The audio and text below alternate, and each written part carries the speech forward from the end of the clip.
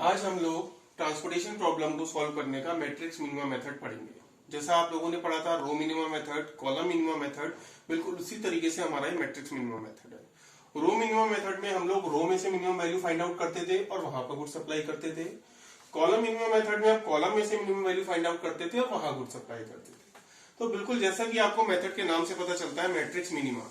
तो इस बार हमें क्या करना होगा, पूरी मैट्रिक्स में जो भी मिनिमम वैल्यू होगी वहां पर गुड्स सप्लाई करने होंगे। तो ट्रांसपोर्टेशन प्रॉब्लम को स्टार्ट करने से पहले आपको बताया था मैंने पहले भी कि हम सबसे पहले क्या करते हैं, टोटल सप्लाई का सम करते हैं और टोटल डिमांड का सम करते हैं। अगर हम डिमांड की सारी वैल्यूज का सम करेंगे तो ये आपका आएगा 35, और अगर आप सप्लाई की सारी वैल्यूज का सम करोगे तो ये भी कितना आएगा 35। अगर सप्लाई और डिमांड बराबर होती है तो हमारी ट्रांसपोर्टेशन प्रॉब्लम क्या कहलाती है, बैलेंस ट्रांसपोर्टेशन प्रॉब्लम कहलाती है। और उस केस में आप डायरेक्टली प्रॉब्लम को सॉल्व करते हो। तो क्योंकि हमारी प्रॉब्लम बैलेंस ट्रांसपोर्टेशन प्रॉब्लम है, क्योंकि रो और कॉलम में जितनी भी सप्लाई और डिमांड है उसका सम है हमारा 35, तो हम इसको डायरेक्टली मैट्रिक्स मिनिमम मेथड से सॉल्व कर सकते हैं। पूरी मैट्रिक्स में बताइए हमारी मिनिमम वैल्यू क्या है। हमारी मिनिमम वैल्यू है 1, यानी कि हमें सबसे पहले इस पोजीशन पर गुड सप्लाई करने होंगे। इस पोजीशन का मतलब हुआ पहली फैक्ट्री और तीसरा वेयर हाउस। इस वेयर हाउस की डिमांड कितनी है 15 और फैक्ट्री के पास गुड्स कितने हैं 14।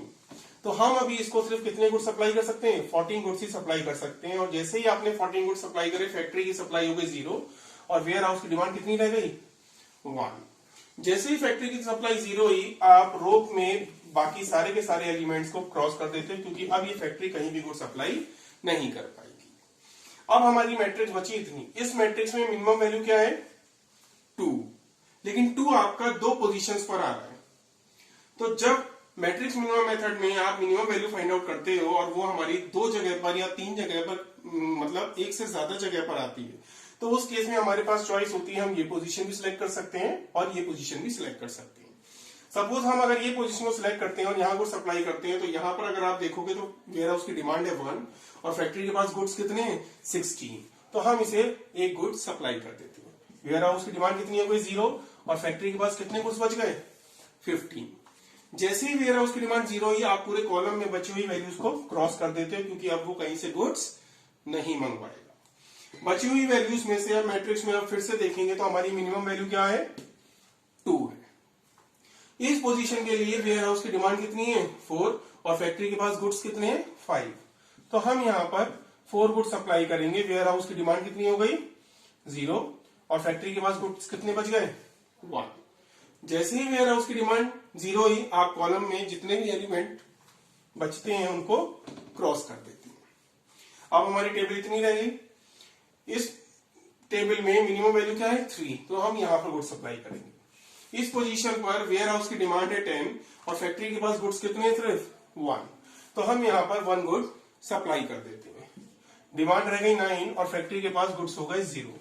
जैसे ही गुड्स 0 हुए तो आप इस रो में बचे हुए सारे एलिमेंट्स को क्रॉस कर दोगे, तो हम इस एलिमेंट को क्रॉस कर देते हैं। अब सिर्फ 2 ही वैल्यूज हमारे पास बची हैं, जिसमें से मिनिमम वैल्यू क्या है 8।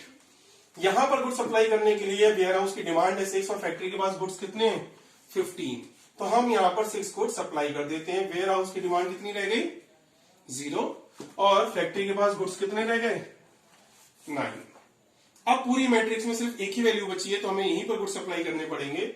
यहां पर गुड्स सप्लाई करने के लिए आप देखिए वेयर हाउस की डिमांड कितनी है 9 और फैक्ट्री के पास गुड्स कितने हैं 9, तो हम यहां पर 9 गुड्स सप्लाई करेंगे। वेयर हाउस की डिमांड भी हमारी 0 हो गई और फैक्ट्री के पास गुड्स भी 0 हो गए।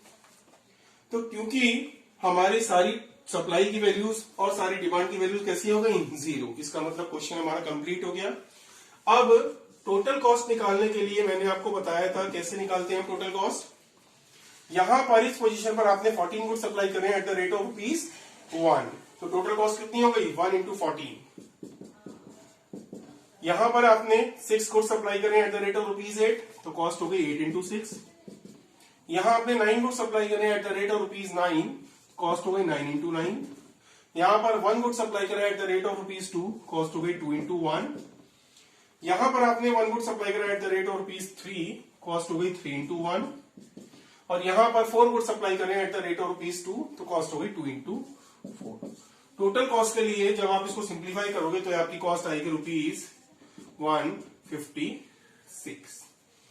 तो ये जो 156 कॉस्ट आई है हमारी, वो मैट्रिक्स मिनिमा मेथड से इस ट्रांसपोर्टेशन प्रॉब्लम का सॉल्यूशन आया है, या आप इसको कह सकते हो इनिशियल बेसिक फिजिबल सॉल्यूशन।